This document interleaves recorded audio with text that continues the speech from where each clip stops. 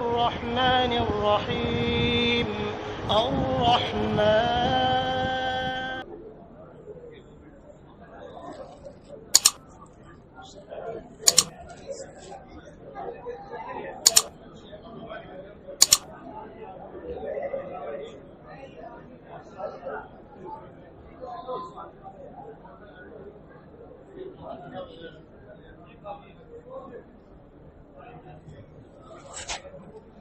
بسم اللہ الرحمن الرحیم.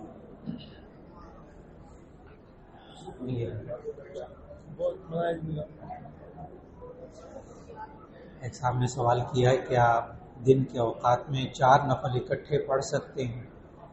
تو اس کا جواب ہے کہ جی ہاں. وہ الگ بات ہے کہ احادیث میں دونوں طریقے موجود ہیں کہ آپ نفل 2 کر کے بھی پڑھ سکتے ہیں اور 4 کر کے بھی پڑھ سکتے ہیں. اگر دن کے وقت آپ 4 رکعت نفل اکٹھے پڑھ لیں ایک سلام کے ساتھ تو جائز ہے یہ بھی. ایک انہوں نے سوال کیا ایک اور کہ نابالغ لڑکے کو دیکھنا بھی بد نظری میں شمار کیا جائے گا؟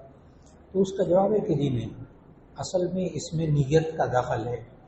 اگر آپ استاد ہیں، چھوٹے بچے آپ کے پاس پڑھتے ہیں، سارا دن آپ نے بچوں کو دیکھنا ہے، اسکول میں آپ بچوں کو پڑھا رہے ہیں، نابالغ بچے ہیں ان کو دیکھ رہے ہیں، کوئی گناہ کی بات نہیں.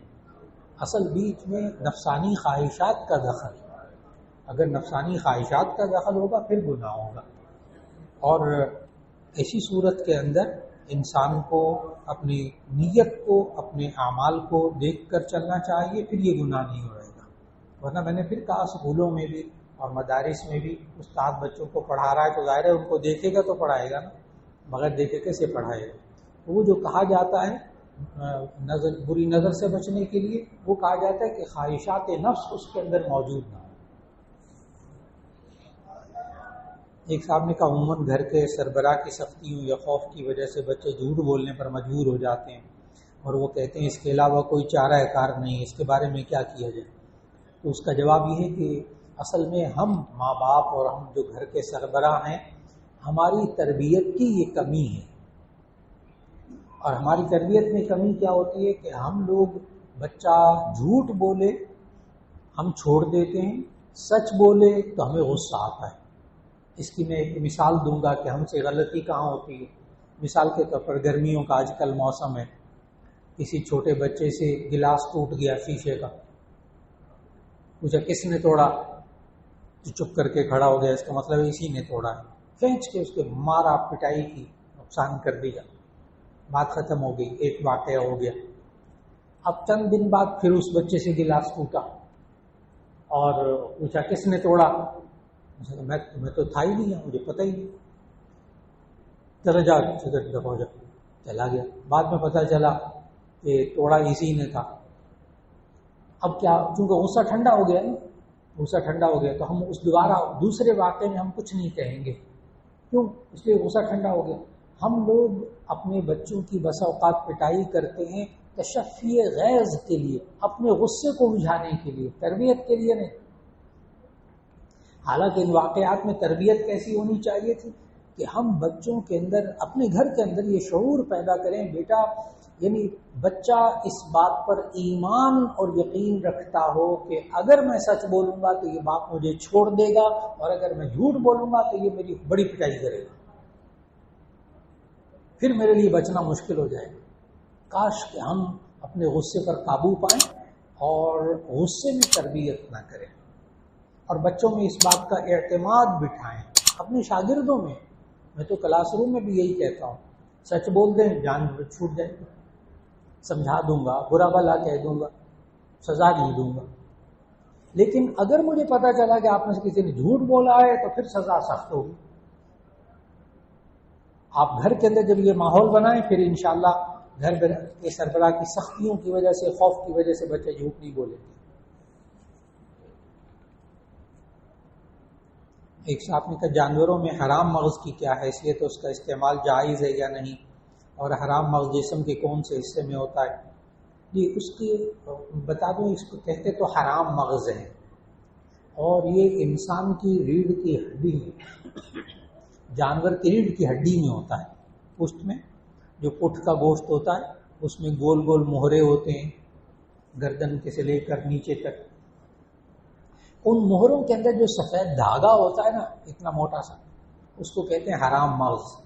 اور یہ مین لائن ہے دماغ کی جہاں سے وہ حکم جاری کرتا ہے اور سارے جسم میں وہ حکم پہنچتا ہے. اس کو ہم عام طور پر حرام مغز کہہ دیتے ہیں، ورنہ یہ حرام نہیں ہوتا، کچھ اور ہے. یہ حدود میں شامل ہوتا ہے. جب ہم جانور کو ذبح کرتے ہیں تو مصنف عبدالرزاق حدیث کی کتاب ہے، اس میں ایک حدیث موجود ہے کہ جانور کے جسم میں جب آپ ذبح کر لیں تو پھر 7 چیزیں ایسی ہیں جن کا کھانا مکروہ تحریمی ہے. نمبر 1 بہتا ہوا خون. جب جانور کو ذبح کریں تو اس کا جو خون بہہ رہا ہوگا وہ ناپاک ہوگا اور اس کا کھانا حرام. نمبر 2 پیشاب کی جگہ، باؤل کی جگہ اور براز پخانے کی جگہ، 3 چیزیں ہو گئی. نمبر 4 تمام غدود، گلینڈز، یہ سارے کے سارے مکروہ تحریمی کھانا. گول گول گلٹیاں ہوتی ہیں جانور کی ران کے نیچے، دستی کے نیچے، جسم کے اندر گول گول گلٹیاں. اب ڈاکٹر حضرات بھی منع کرتے ہیں اس کے کھانے سے کہ گوشت میں جو گلٹیاں ہوتی ہیں وہ نہیں پھینک دینی چاہیے، وہ کینسر کا سبب بنتی ہیں. لیکن نبی صلی اللہ علیہ وسلم نے اس وقت منع کیا تھا. تو یہ گلٹیاں جو ہوتی ہیں نا جانور کے اندر ذبح کرنے کے بعد گوشت میں، یہ بھی مکروہ تحریمی ہے. 4 چیزیں ہو گئیں. نمبر 5 مسانہ جس میں پیشاب جمع ہوتا ہے، اندر گردوں سے آ کر اندر ہوتا ہے مسانہ جس میں پیشاب جمع ہوتا ہے، یہ بھی مکروہ تحریمی، یہ بھی پھینک دینا چاہیے، نہیں کھانا چاہیے. نمبر 6 مرارہ، پکتا جو کلیجی کے بالکل جگر کے نا بالکل ساتھ نیچے اتنی سی تھیلی لٹکی ہوئی ہوتی ہے. پکتا انتہائی کڑوا مواد ہوتا ہے اس کے اندر، جو انسان کے جسم میں کھانے کو بھی ہضم کرتا ہے اور بڑے کام کی چیز ہے، وہ اس کو پکتا کہتے ہیں. تو پکتا بھی کھانا مکروہ تحریم. اور ایک خصیتین، یعنی نر جو جانور ہوتا ہے جس کو ہم کپورے کہتے ہیں، کپورے، یہ کھانا مکروہ تحریمی. تو یہ کوئی 7 چیزیں ہیں جن کا کھانا مکروہ تحریمی ہے. خون، بہتا ہوا خون. جب جانور کو ذبح کر لیں وہ جو گوشت ہوتا ہے نا، جب کسائی گوشت بناتا ہے تو اس وقت جو خون نکلتا ہے وہ پاک، وہ حلال. ظاہر آپ جب ہانڈی میں گوشت پکاتے ہیں تو اس میں خون ہوتا ہے نا ہڈیوں میں فلاں میں، وہ پاک حلال. بہتا ہوا خون ناپاک. یہ عید کے موقع پر نا لوگوں نے بہت سوال کیا کہ اب جب گوشت تقسیم کرنے گئے تو وہ جو دسترخوان تھا وہ اس میں گوشت تھالی میں ڈال کر والدہ نے کہا جا کے دے آؤ، تو وہ سارا دسترخوان کو گوشت جو ہے نا وہ خون لگ گیا. اور پھر وہ جب میں گوشت تقسیم کر رہا تھا تو اس کا جو ہے نا شاپر میں سے خون میرے کپڑوں کو لگ گیا. کپڑے ناپاک ہوئے کہ نہیں؟ تو اس کا جواب یاد رکھ لیجیے گا. جب جانور کو ذبح کر لیا، بہتا ہوا خون ناپاک، اس کے بعد جو گوشت کے اندر، ہڈیوں کے اندر جو خون موجود ہوتا ہے وہ حلال اور پاک، وہ حلال اور پاک. ایک تو بہتا ہوا خون حرام، پھر بول و براز کی جگہیں دونوں یہ بھی حرام، پھر جو غدود ہیں سارے وہ مکروہ تحریمی، اور ان غدود میں یہ حرام مغز بھی شامل ہے. یہ ناپاک نہیں ہے، ناپاک نہیں ہے. اس لیے قصائی جو اچھے سمجھدار قصائی ہوتے ہیں وہ اس میں سے حرام مغز کو پورے کو ثابت کو نکال دیتے ہیں. لیکن اگر یہ کھانے میں پک جائے تو چونکہ پاک ہے تو کھانا آپ کا پاک رہے گا، لیکن اس میں سے نکال دینا چاہیے، کھانا نہیں چاہیے. یہی حال کپورے. ہمارے یہاں معاشرے میں باقی سب چیزوں کے بارے میں تو ٹھیک ہے، لیکن کپوروں کے بارے میں یہ گردے کپورے کٹا کٹا بکتے ہیں. گردے حلال 100%، گردے حلال، کلیجی حلال، کلیجی جگر لیور حلال، یہ جو پھیپھڑے ہیں وہ حلال، دل ہے وہ حلال، تلی وہ زبان کی طرح کی نا جگر کے ساتھ لگی ہوئی ہوتی وہ بھی حلال. اوجڑی یعنی معدہ جانور کا اوجڑی حلال 100%، اوجڑی حلال. لیکن کپورے جو ہے نا یہ مکروہ تحریمی، وہ نہیں کھانے چاہیے. اور جو گردے ہیں وہ بالکل حلال. تو یہ میں نے بتایا کہ جو جب جانور کو ذبح کر لیں تو اس میں سے کون کون سی چیزیں مکروہ تحریم ہیں.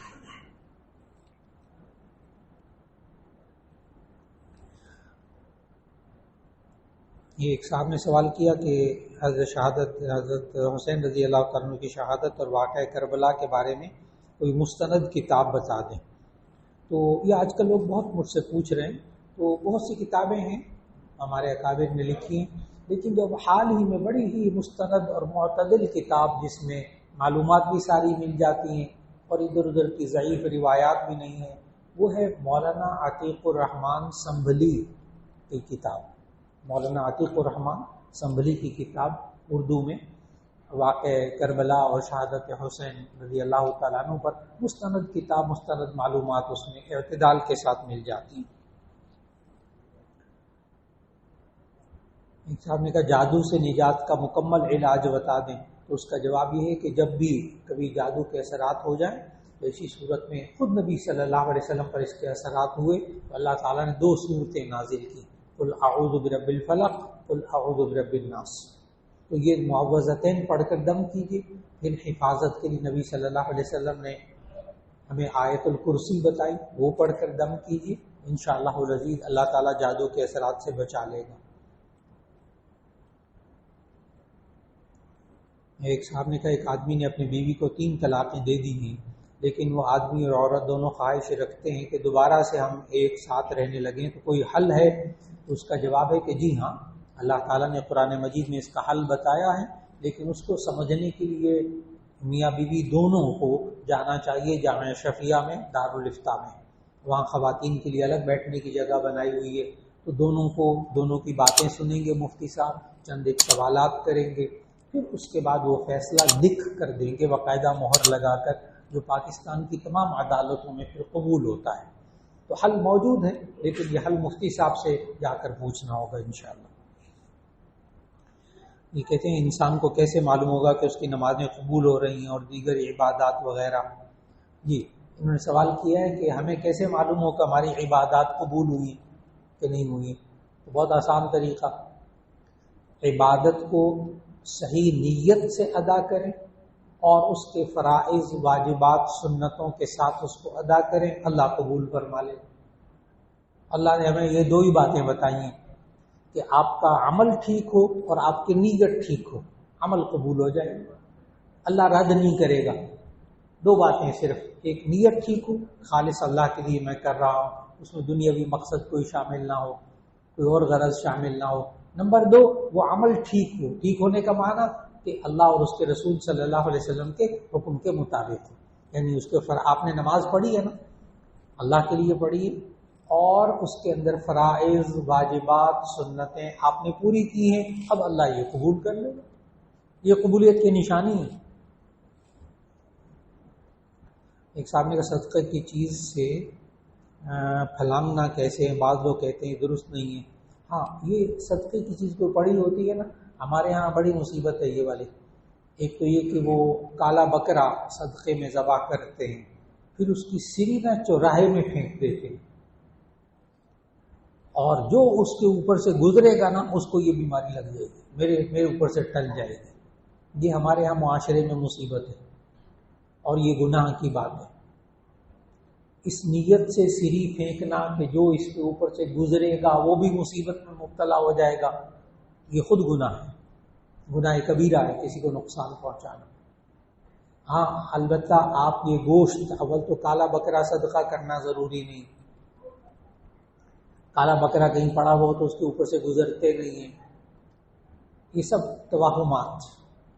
آپ کالا بکرا یہ بھی ہمیں شریعت نے، دین نے نہیں سکھایا. آپ سفید بکرا بھی ذبح کر سکتے ہیں. اور آپ یہ جو سستا سا بکرا ہوتا ہے صدقے کا، اس کے بجائے نا آپ گوشت دے دیں، صدقہ ہی کرنا ہے نا. 1 پاؤ گوشت، آدھا کلو، 1 کلو گوشت لے کر کسی کو دے دیں، اس کا زیادہ ثواب ہوگا. اگر آپ جان ذبح کرنا چاہتے ہیں، ایک مرغی ذبح کر دیں، ٹھیک ہے، جان کو ذبح کر کے صدقہ کرنا بہت اچھا، لیکن اس کے لیے کالا بکرا ضروری نہیں. اور اسی طرح وہ جو آپ نے بکرا صدقہ کیا ہے نا، تو اس کی سری باہر پھینکنے کے بجائے نا اس کو کسی غریب کو دے دیں، وہ پکا لے گا. اچھا یہ سیری پائے ہم کتنے مہنگے خریدتے ہیں، 500 کی پلیٹ بھی نہیں اب آتی، ایک پلیٹ سیری پائے کی 500 کی بھی نہیں ہے۔ تو اگر وہ کسی کو سیری دے دیں گے نا، وہ پکا کے کھا لے گا، صدقہ کریں گے تو اس سے بلائیں ٹل جائیں گے۔ اچھا، اور یہ جو راستے میں ڈالنا یہ گناہ کی بات ہے۔ البتہ اگر پھلانگ لیں، کبھی گزر جائیں اس کے اوپر سے، تو ایسی صورت میں پریشان نہ ہو، بس معوذتین پڑھیں، اللہ تعالیٰ بچا لے گا انشاءاللہ۔ ایک صاحب نے کہا جمعے کی نماز سے پہلے 4 رکعت مؤکدہ ہیں یا بعد والی؟ جی یاد رکھ لیجیے گا، جمعے کی نماز سے پہلے کی بھی 4 سنتیں مؤکدہ ہیں، بعد کی بھی 4 سنتیں مؤکدہ ہیں، اس کے بعد 2 سنتیں پھر مؤکدہ ہیں۔ تو جمعے کے بعد 6 سنتیں مؤکدہ ہیں اور جمعے سے پہلے 4 سنتیں مؤکدہ ہیں۔ ایک صاحب نے کہا جس طرح فرض نماز میں پہلی 2 رکعت میں الحمد کے بعد سورت پڑھتے ہیں اور بعد 2 رکعت میں نہیں، کیا سنت نفل میں بھی یہ ایسا ہی کرتے ہیں؟ تو اس کا جواب یہ ہے کہ فرضوں میں پہلی 2 رکعتوں میں سورہ فاتحہ کے ساتھ سورت ملانی ہے، اور باقی 2 رکعتوں کے اندر صرف سورہ فاتحہ پڑھنی، سورت نہیں ملانی۔ نوافل کے اندر اور سنتوں کے اندر ہر رکعت میں سورہ فاتحہ بھی پڑھنی، سورت بھی پڑھنی۔ ایک صاحب نے کہا اسلام کا ہر عمل کسی نہ کسی عقلی دلیل پر ہوتا ہے، غیبت کی برائی کی بھی عقلی دلیل بتا دیں جبکہ ہوتا سچ ہے۔ جی انہوں نے کہا ہے کہ اسلام کا ہر عمل کسی نہ کسی عقلی دلیل پر پورا اترتا ہے۔ جی ضروری نہیں ہے، یہ ضروری نہیں ہے کہ اسلام کا ہر حکم عقلی دلیل پر پورا اترے، ممکن ہے اس کی دلیل ہی نہ ہو۔ تو اسلام کا کوئی حکم خلاف عقل نہیں، یوں کہہ دیں اسلام کا کوئی حکم خلاف عقل نہیں ہے، لیکن یوں کہنا کہ جی مجھے سمجھ میں نہیں آتا اللہ نے کیوں یہ حکم دیا ہے، بالکل غلط بات ہے، بیکار بات ہے، بالکل بیکار بات ہے، عقل کے ترازو میں بالکل نہیں پرکھنا چاہیے۔ ہاں اس سوال کو آپ یوں کہہ سکتے ہیں کہ غیبت کو منع کرنے کی حکمت کیا ہے، یوں آپ سوال کر سکتے ہیں، غیبت بری چیز کیوں ہے؟ حالانکہ وہ پتہ کیا کہتے ہیں، جبکہ یہ ہوتا سچ ہے، اس کی وجہ یہ کہ غیبت میں انسان ہمیشہ سچ بولتا ہے۔ غیبت کہتے کہ اس کو کسی انسان کے اندر برائی ہو، پھر اس کی غیر موجودگی میں برائی بیان کی جائے تو اسے غیبت کہتے ہیں۔ تو آپ میں سے کوئی اگر یہ کوئی باہر کا بندہ آپ نہ کہیں کوئی غیبت کرے، فلاں کے اندر یہ برائی ہے، اس کی غیر موجودگی میں بیان کرے، تو وہ برائی اس کے اندر ہوتی تب وہ غیبت ہے۔ اور اگر وہ برائی اس کے اندر نہ ہو پھر کہا جائے فلاں کے اندر برائی ہے تو اسے تہمت کہتے ہیں، پھر وہ غیبت نہیں رہے گی، پھر وہ تہمت ہو جائے گی۔ تو غیبت کے اندر انسان ہمیشہ سچ بولتا ہے، اس کے باوجود اس کو برا کیوں کہتے ہیں؟ اب اس کی حکمت غور سے سنیں۔ اگر آپ کو پتہ چل جائے یا مجھے پتہ چل جائے کہ میری غیر موجودگی میں فلاں شخص میری برائی بیان کر رہا ہے، کیا میرا دل دکھے گا کہ نہیں؟ دل دکھے گا، اور دل دکھانا گناہ ہے، اس لیے اللہ نے غیبت سے منع کیا ہے۔ آپ کو اگر پتہ چل جائے نا کہ میرے اندر یہ برائی ہے، پتہ ہے، اور وہ برائی غیر موجودگی میں بیان کی جائے اور آپ کو پتہ چل جائے کسی وقت میں کہ یہ بندہ میرے پیٹھ پیچھے جو ہے نا برائیاں کرتا پھرتا ہے میری، ظاہر ہے دل دکھے گا، دونوں میں دشمنیاں پیدا ہوں گی، نفرتیں پیدا ہوں گی، اس لیے اللہ نے اس کو منع کر دی۔ ایک صاحب نے کہا سفر میں جمعے کی نماز کی کتنی رکعتیں پڑھنی ہیں؟ اس کا جواب یہ کہ سفر میں جمعے کی نماز فرض نہیں ہوتی، مسافر پر جمعے کی نماز فرض نہیں ہوتی، لیکن اگر وہ جمعے کی نماز پڑھے جمعے کے اندر تو ایسی صورت میں وہ 2 رکعت فرض پڑھے، خطبہ سنے، 2 رکعت فرض پڑھے، نماز اس کی ہو جائے گی، لیکن بہتر یہ ہے کہ وہ سنت مؤکدہ پڑھ لے، بہتر یہ ہے کہ جمعہ پڑھا تو اس کے ساتھ سنت ادا کر لے، ورنہ اگر پڑھے گا تو 2 رکعت جمعے کی پڑھ کر چلا جائے، اس کی نماز ہو جائے گی۔ ایک صاحب نے کہا خطبہ سننا ضروری ہے سفر میں؟ تو اس کا جواب یہ ہے کہ آپ جب مسجد میں آ گئے ہیں، جمعہ پڑھنے آ گئے ہیں تو خطبہ بھی سن لیجئے۔ خطبہ سننا جب امام پڑھ رہا ہوگا تو یہ اس کے لیے سننا واجب ہے، لیکن اگر ایک مسافر ہے بالفرض، وہ گیا مسجد میں، اس وقت خطبہ ہو چکا تھا اور نماز کھڑی ہونے والی تھی، کیا اس کا جمعہ ہو جائے گا؟ اس کا جواب ہے کہ جی ہو جائے گا، اس کا جمعہ ہو جائے گا۔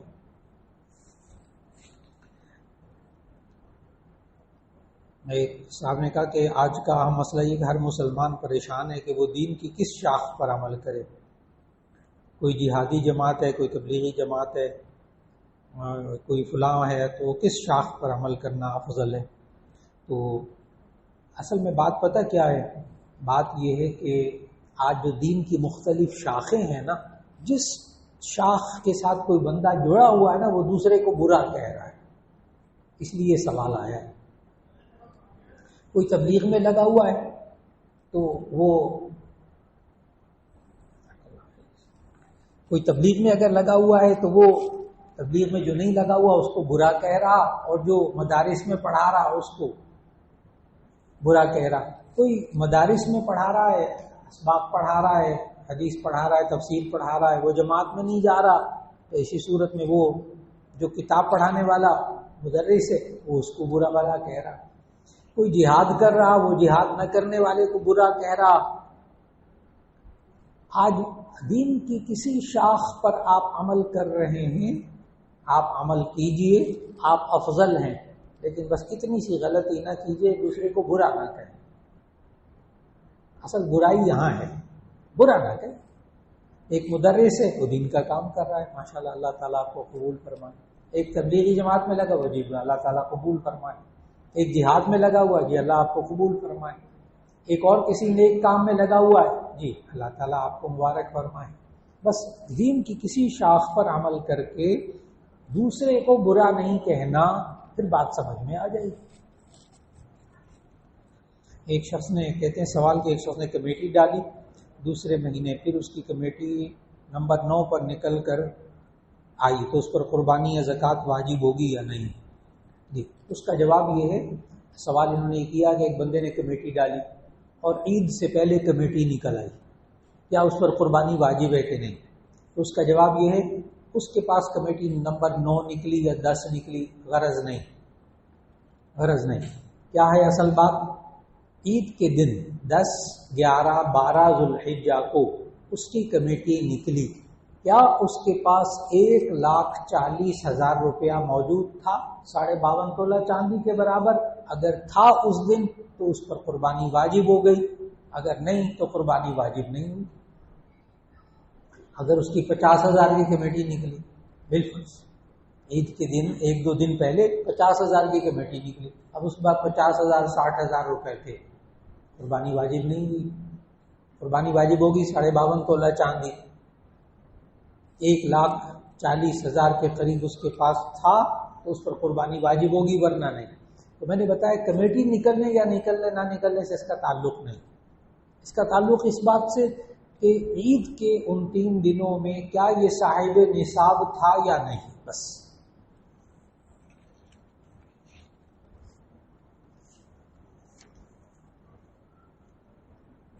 ایک صاحب نے کہا خامن کے ذمے بیوی کو حج کروانا فرض ہے، اگر گھر کے ایک فرد گھر میں حج کی استطاعت رکھتا ہو تو کیا خامن بیوی چھوڑ کر اکیلا حج پر جا سکتا ہے؟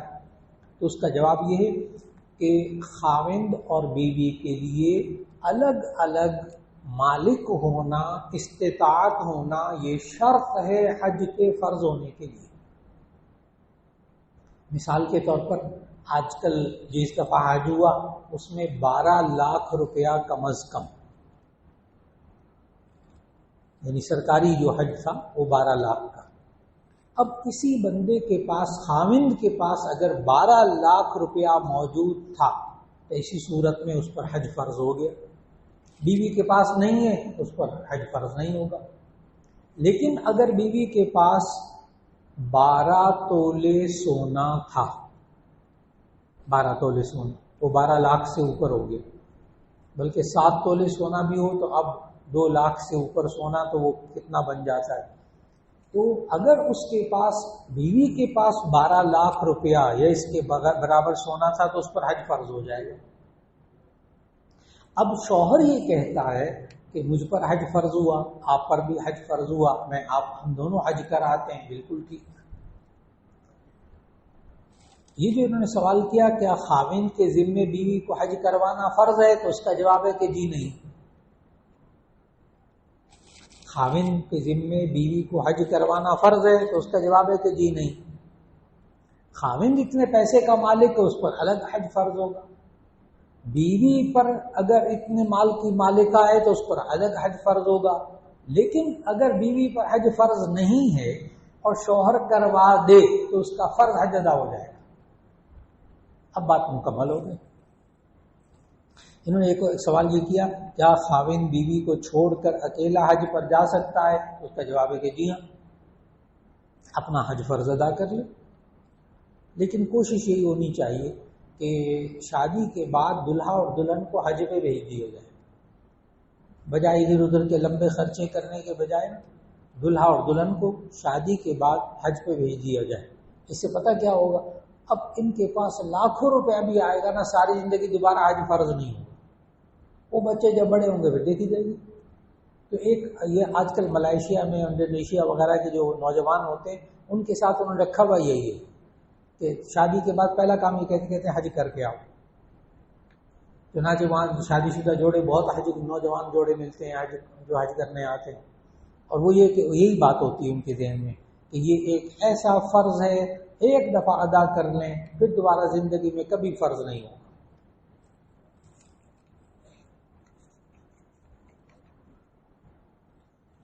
ایک صاحب نے کہا دین میں اپنے مسلمان بھائیوں کے عیبوں پر پردہ ڈالنے کی تلقین ہے۔ جب فلاں جو ہے وہ فتوے لگاتے ہیں ایک دوسرے پر، تو ایسے عالم کے بارے میں انہوں نے یہ بس خلاصہ سوال کا یہ ہے کہ مسلمان بھائیوں کے عیبوں پر پردہ ڈالنے کی تلقین ہے، تو پھر ایک جو ہے شخص دوسرے پر یہودی ہونے کا الزام لگائے یا فلاں کرے، کیونکہ یہ سیاسی سا سوال ہے۔ اس کا جواب دھیان سے توجہ سے سن لیجئے گا۔ اگر کوئی وجہ ہو، کوئی دلیل ہو، کوئی اس کے بعد ثبوت موجود ہو، پھر اگر وہ کسی کے عیب کو بتائے دوسروں کو بچانے کے لیے تاکہ لوگ اس کے جال میں نہ پھنسیں، تو پھر درست ہے۔ صرف بطور عیب کے بلا مقصد صرف اگلے کو بدنام کرنے کے لیے کسی کے عیب کو بیان کرنا، یہ غیبت میں شامل ہے۔ اور اگر دلائل موجود ہوں اس کے پاس اور لوگوں کو گمراہی سے بھٹکانے سے بچانا مقصود ہو، پھر جائز ہوگا اس مقصد کے لیے۔ کہتے ہیں شادی پر سلامی کی کیا حیثیت ہے؟ دینا چاہیے، سلامی دینی چاہیے؟ میری شادی ہے تو سلامی لینا جائز ہے کہ نہیں؟ جی، اصل میں ہمارے بزرگوں نے، مولانا شریف علی صاحب تھانوی رحمۃ اللہ علیہ نے نا ایک نیوتا کی رسم لکھی ہے۔ نیوتا ہندی زبان میں کہتے ہیں، وہ یہ ہوتی ہے کہ میں نے آپ کے بیٹے کی شادی پر اتنے روپے دیے، اب جب میرے بیٹے بیٹی کی شادی ہوگی تو آپ نے کم از کم اتنے یا اس سے بڑھا کر دینے ہیں۔ یہ ہے نیوتے کی رسم، جسے ہم سلامی کی رسم عام طور پر کہہ دیتے ہیں۔ یہ بھی اس نے دیے تھے، اب ہمیں بھی دینے پڑیں گے۔ یہ تو ہے بدعت، اس سے بچنا چاہیے۔ لیکن شادی بیاہ کے موقع پر اگر کوئی آپ کو ہدیہ اور تحفہ دے دے، جائز۔ اس میں غرض نہ ہو کہ اس نے میرے شادی پہ دیے تھے یا نہیں دیے تھے، اب دیے تو مجھے بھی دینے پڑیں گے، قرض نہ سمجھے۔ اگر ہدیہ سمجھ کر دیا جائے تو آج بھی جائز ہے۔ تو انہوں نے سلامی لینے کے بارے میں پوچھا ہے، دینے کے بارے میں بھی پوچھنا چاہیے کہ سلامی دینا جائز ہے کہ نہیں۔ تو اس کا جواب یہ کہ ہدیہ تحفے کے طور پر دی جائے تو جائز، رسم اور رواج کے طور پر دی جائے تو پھر جائز نہیں، پھر اس سے بچنے کی کوشش ہو۔ بعض حضرات ہوتے ہیں، وہ میں نے دیکھا کہ شادی کارڈوں پہ لکھتے ہیں، دعوت نامے پہ لکھتے ہیں باقاعدہ، کوئی ہدیہ تحفہ ہمیں نہ دیا جائے۔ ٹھیک، لیکن دین کے اندر ایسی سختی پیدا کرنا کہ ہدیہ تحفہ کوئی دے رہا اس کو بھی روکنا، بس اس سے بچنے کی کوشش ہو جائے۔ اور بعض حضرات ہوتے ہیں وہ سلامی دیتے ہیں نا دلہا کو، وہ کہتے ہیں نہیں ہم نے سلامی نہیں لینی، بالکل نہیں، اگلا دے رہا ہے اس کی بے عزتی نہ کرے. پھر آپ کو پتہ ہے وہ شادی کے موقع پر اچھے خاصے جو عزیز و قریب ہوتے ہیں ناراض بھی ہو جاتے ہیں. آپ دیکھیں نا کسی کو ہدیہ دیں وہ آگے نہیں بس رکھو نہ کریں، ایسا نہ کریں. طریقہ یا تو پہلے سے ذہن بنا لیں نا. الحمدللہ مجھے ایسے بھی نکاح شادیوں میں جانا ہوتا ہے جہاں ایک بندہ بھی سلامی نہیں دیتا، پہلے سے ذہن بنا ہوا. ہاں دلہا کو دلہن کو اس سے آگے پیچھے جا کر وہ شادی سے پہلے تحفے تحائف دے کے سوٹ دینا فلاں دینا دے دلا کر فارغ ہو جاتے، عین وقت پہ سلامی نہیں دیتے. جس کو ہمارے یہاں صحرا بندی کہتے ہیں، وہ دلہا صحرا باندھ کر ہاتھ ڈبان پہن کے بیٹھے گا، پھر اس کو سارے آ کر پیسے دیں گے. وہ رسومات ان سے بچنے کی کوشش ہوتا ہے. ایک صاحب نے کہا تبلیغ کے کام کو کرنے کے لیے کیا اجتماعی طور پر جماعت کی صورت میں کرنا ضروری ہے یا انفرادی طور پر بھی کیا جا سکتا ہے؟ دعوت کے کام کی شرعی حیثیت کیا ہوگی؟ جی اس کا جواب یہ ہے کہ دعوت کیا چیز، دین کی دعوت دینا، لوگوں کو اچھی بات کی تلقین کرنا، برائی سے روکنا، یہ ہر مسلمان پر فرض ہے. ہر مسلمان پر فرض ہے. دوسرے کو اچھی بات بتائے، بری بات سے روکے. انفرادی طور پر بھی فرض.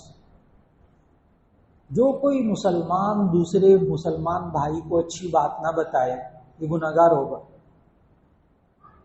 برا کام کرتے دیکھے نہ روکے گناہگار ہوگا. یہ تو ہے انفرادی. اور اجتماعی طور پر اس کی الگ حیثیت ہے. نبی صلی اللہ علیہ وسلم دونوں طرح کرتے تھے، انفرادی طور پر بھی دین کی دعوت دیتے تھے، اجتماعی طور پر بھی دین کی دعوت دیتے تھے، اور دونوں جائز، دونوں سنت. یہ کہنا انفرادی طور پر دی جائے اجتماعی طور پر نہ دی جائے، نہیں، نبی صلی اللہ علیہ وسلم اجتماعی طور پر دیتے تھے. وہ جی اجتماعی طور پر دینی چاہیے، انفرادی نہیں دینی چاہیے، وہ بھی غلط. دونوں طریقوں سے.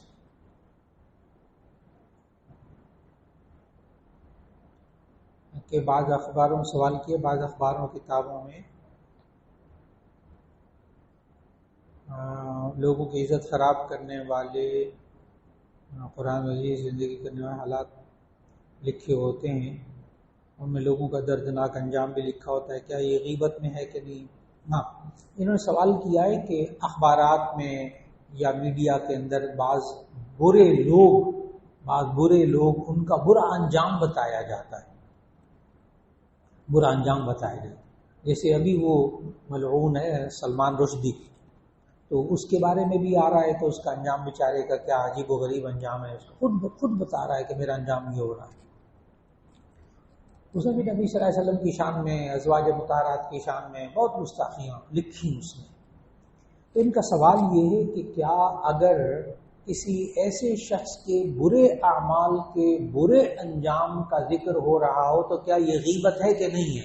اس کا جواب ہے کہ نہیں، یہ غیبت نہیں ہے.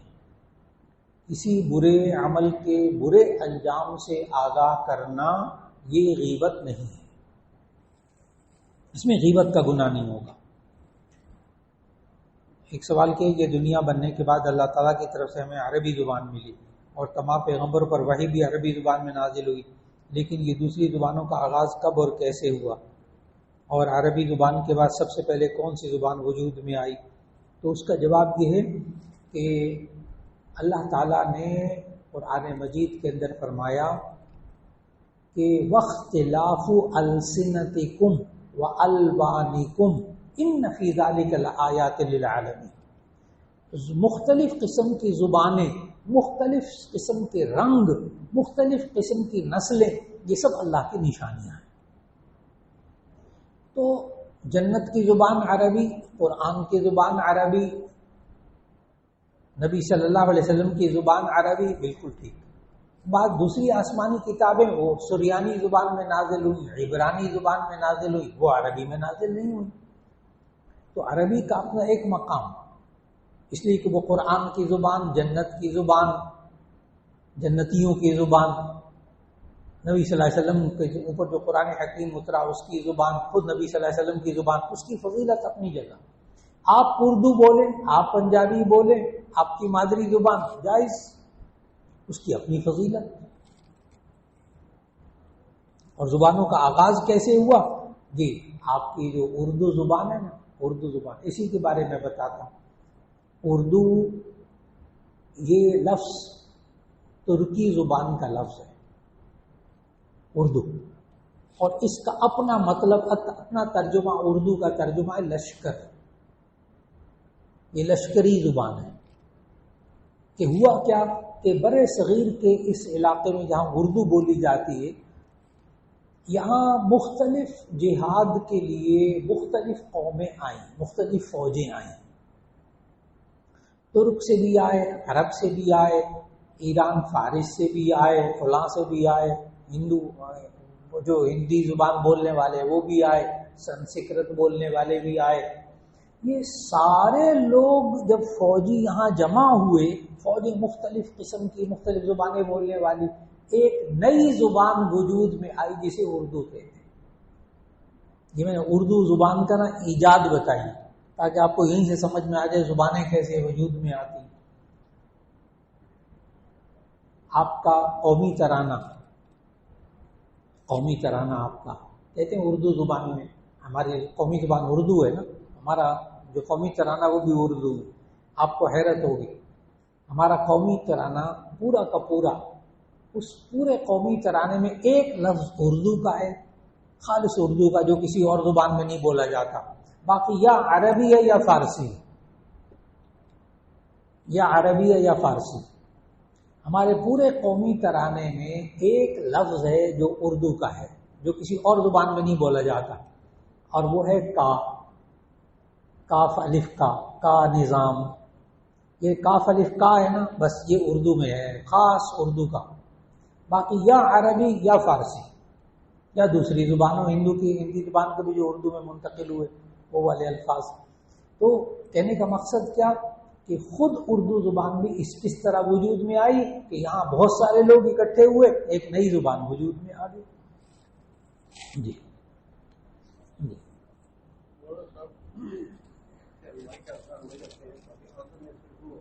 جی رشتے کی بات چل رہی ہے، لڑکی لڑکی کا پردہ ہے، اگر لڑکا نشے ہے یا برا ہے یا حکم ہے، اس کے پاس یا کاروبار کرنا اس طرح سے فراڈ کر جائے گا، یا کم دفعہ کرنے والا، یا دعا کرنے والا، چوری کرنے والا، یہ بھی کرنا چاہیے۔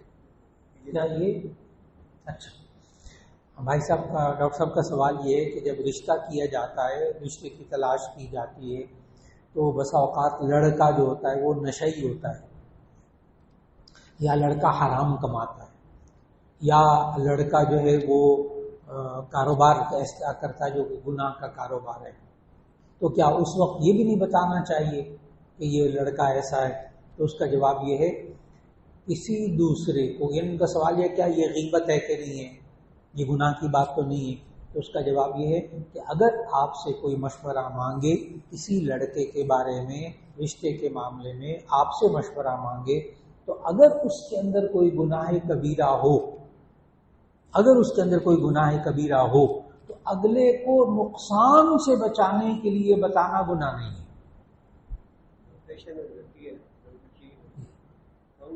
میں نے پھر عرض کیا کہ اگر مثال کے طور پر اس لڑکے کی عادت چوری اور ڈاکے مارنے کی ہے، چوری اور ڈاکہ مارنا اس کی عادت ہے، یا اور کسی گناہ کبیرہ میں وہ مبتلا ہے، آپ سے کوئی پوچھتا ہے کیا آپ بتا سکتے ہیں؟ تو اس کا جواب ہے کہ جی ہاں، آپ اسی طرح بتائیں جتنا آپ کو علم، اسے آگے مرچ مسالے لگا کر بیان نہ کریں، رشتے کو خراب کرنے کی کوشش نہ کریں۔ اور اگر کسی کے اندر گناہ کبیرہ ایسا ہو کہ آپ کو اندازہ ہو کہ یہ ٹھیک ہو جائے گا، توبہ اور استغفار کر لے گا، یہ درست ہو جائے گا، تو ایسی صورت میں آپ اس پر پردہ ڈال سکتے ہیں، آپ اس پر پردہ ڈال سکتے ہیں۔ لیکن ہر گناہ کبیرہ کو کھول کھول کر بیان کرنا رشتہ خراب کرنے کے لیے وہ نہ کیجیے، آپ سمجھیں کہ اس سے نقصان ہوگا تب بتا دیجیے۔ ایک صاحب نے کہا کہ عبد الرافع نام رکھا جا رہا ہے، تو کہا جا رہا ہے نام بدل لو، لوگ رافع کہتے ہیں، عبد الرافع نہیں کہتے، تو گناہ ہوگا کہ نہیں؟ اس کا جواب یہ بہت سوال آتا ہے اللہ تعالیٰ کے ناموں کے بارے میں۔ اللہ تعالیٰ کے دو نام ایسے ہیں، اللہ اور عبد الرحمن۔ الرحمن اللہ تعالیٰ کا صفتی نام، کسی انسان کو رحمان صاحب آپ نہیں کہہ سکتے۔ عبداللہ کہا گیا تو آپ عبداللہ ہی کہیں گے، اللہ نہیں کہیں گے۔ عبداللہ اللہ کا بندہ، کسی کا نام رکھا۔ عبد الرحمن رکھا تو آپ رحمان صاحب نہیں کہیں گے، عبد الرحمن کہیں گے۔ یہ ایک بات ایک طرف ہو گئی۔ اس کے علاوہ جتنے نام ہیں اللہ تعالیٰ کے، ان کے شروع میں عبد لگا کر آپ نام رکھ سکتے ہیں، اور اگر عبد کے بغیر اور الف لام کے بغیر نام بولیں تو وہ جائز ہے۔ میں مثال دینے لگا ہوں۔ عبد الرحیم، کیا رحیم صاحب کہہ سکتے ہیں؟ تو اس کا جواب ہے کہ جی ہاں کہہ سکتے ہیں۔ عبد العلیم، نام عبد العلیم، کیا علیم صاحب کہہ سکتے ہیں؟ تو اس کا جواب ہے کہ جی ہاں کہہ سکتے ہیں، لیکن العلیم نہیں کہہ سکتے انسان کو، العلیم نہیں کہہ سکتے۔ عبد الرؤوف نام ہے، کیا رؤوف صاحب کہہ سکتے ہیں؟ تو اس کا جواب ہے کہ جی ہاں۔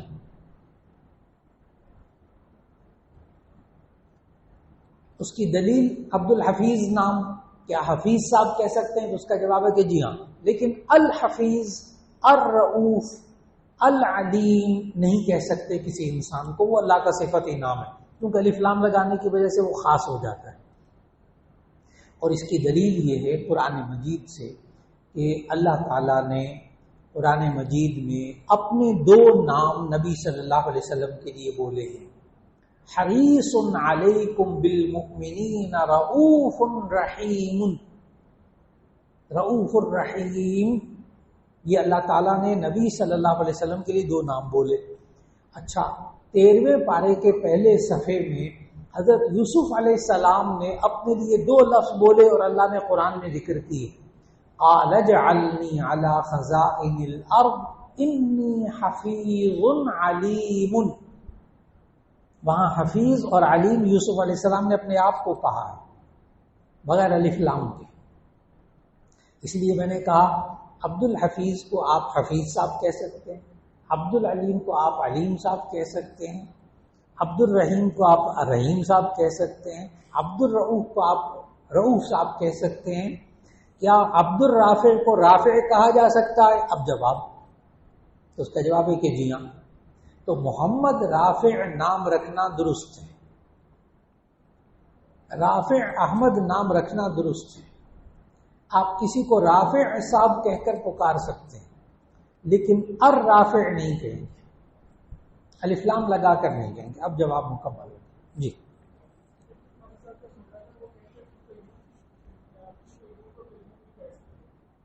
جی، اس کا جواب دین میں رکھیے گا، القیوم نہیں کہے گا، القیوم نہیں کہے، الف لام لگا کر نہیں کہے گا۔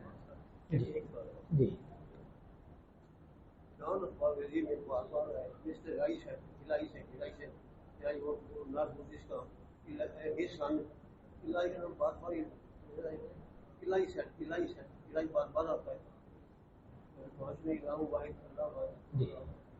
ڈاکٹر صاحب کا سوال یہ، جی ڈاکٹر صاحب کا سوال یہ، ایک صاحب کا نام سعید الہی ہے مثال کے طور پر، سعید الہی، تو اب اس کو خالی الہی الہی کہہ سکتے ہیں؟ تو اس کا جواب یہ ہوگا کہ الہی کا معنی میرے خدا،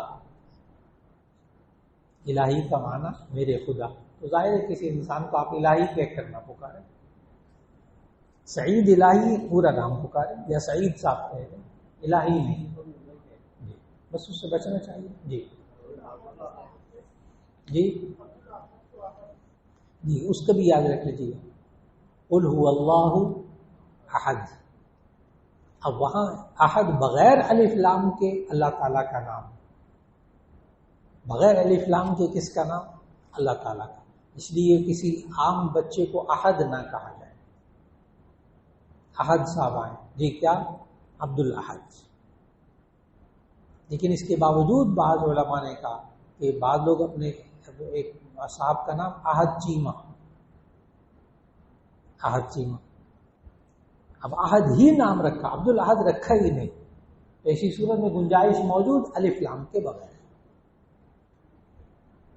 جی اللہ یہ کہنا کسی آدمی کو غیر اللہ کو جی اس سے بچنا چاہیے، گناہ کی بات ہے۔ جزاک اللہ خیر، السلام علیکم۔